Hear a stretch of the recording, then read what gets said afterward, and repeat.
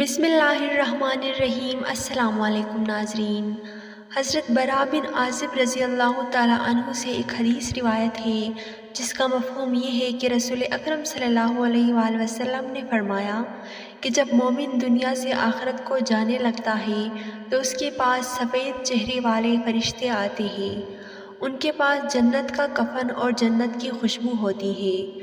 پھر ملک الموت آتے ہیں تاکہ اس پاک روح کو اللہ تعالیٰ کی مغفرت اور رضامندی کی طرف لے چلے۔ پھر جب اس بندے کی روح کو لیتے ہیں تو وہ فرشتے اس روح کو اس کے ہاتھ میں نہیں رہنے دیتے اور اس کو کفن اور خوشبو میں رکھ لیتے ہیں اور وہ مہکنے لگتا ہے اور اس کو لے کر اوپر جاتے ہیں۔ ان کا زمین پر رہنے والے فرشتوں کی جماعت میں سے گزر ہوتا ہے۔ وہ پوچھتے ہیں یہ پاک روح کون ہے؟ تو یہ فرشتے اچھے اچھے القابات سے اس کا نام بتاتے ہیں کہ یہ فلاں ابن فلاں ہے۔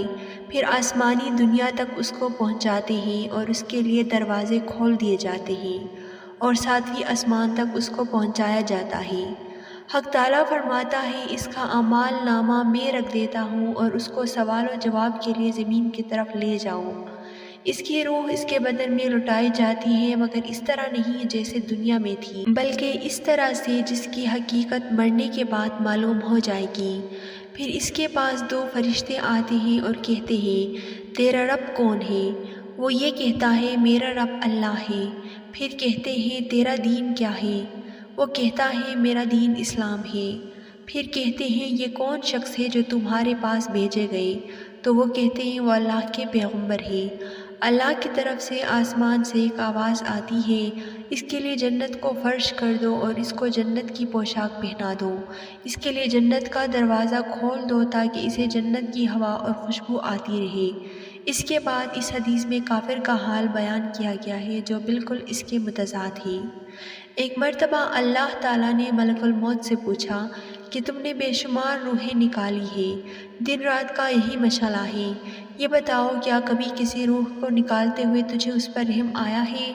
ملک الموت نے فرمایا دو لوگ ایسے ہیں جن کی روح نکالتے ہوئے مجھے بھی ان پر رحم آ گیا۔ اللہ تعالیٰ نے فرمایا کون ہے جن پر تم کو بھی رحم آ گیا؟ تو ملک الموت کہنے لگے ایک مرتبہ ایک سمندری کشتی جس میں عورتیں بچے سب سوار تھے سمندر میں سفر کر رہا تھا۔ ایک طوفان آ گیا اور جہاز لوگوں سمیت غرق ہو گیا اور کچھ لوگ کشتی کے تختوں پر بیٹھ کر اپنی جان بچانے میں کامیاب ہوئے۔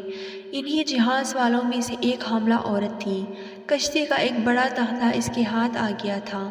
اندھیرے اور طوفانی رات اور سمندر کے بیچوں بیچ وہ تختی سے چمٹی رہی۔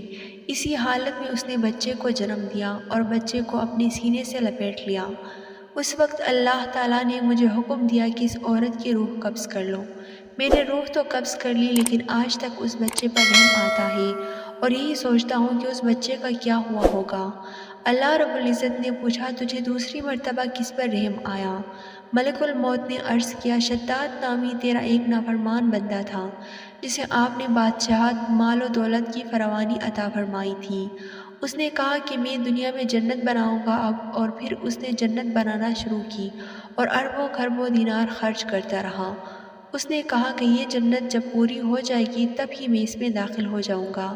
تو بہت انتظار کے بعد جب جنت میں داخلے کا وقت آیا ابھی اس کا ایک قدم جنت کے اندر اور دوسرا باہر تھا کہ آپ کا حکم ہوا کہ اس کے روح کو قبض کر لو۔ میں نے روح کو قبض کر لیا مگر آج تک رحم آتا ہے کہ اتنی محنت مشقت کے بعد جنت بنا کر اسے دیکھنا بھی نصیب نہ ہوا۔ اللہ تعالیٰ نے فرمایا کیا تجھے معلوم ہے شداد وہی بچہ تھا جس کی ماں کی روح تو نے آندھی اور طوفانی رات میں لی تھی۔ ہم نے اپنی رحمت سے اس بچے کو پالا پوسا جوان کیا، اسے مال عزت اور بادشاہت دی، پھر اس نے ہماری نافرمانی کی اور ہمارے خلاف ورزی کی اور ہمارے ہی خلاف جنت کی تعمیر شروع کر دی۔ تمہیں ایک ہی شخص پر دو مرتبہ رحم آیا ہے۔ موت اور زندگی کا کچھ بھروسہ نہیں۔ قرآن کریم میں ارشاد ہے یعنی تم نہ مرنا مگر اس حالت میں کہ تم اللہ کے فرمانبردار ہو، یعنی مرنا تو غیر اختیاری ہے مگر ایک بات اختیاری ہے، وہ یہ کہ موت اچھی حالت میں آئے اور اس کا طریقہ یہ ہے کہ اپنے آپ کو ہر قسم کے گناہ سے ہر وقت بچائے رکھے اور جب بھی گناہ ہو جائے تو فوراً توبہ و استغفار کر لینا۔ اللہ تعالی ہم سب کو گناہوں سے بچائے، آمین۔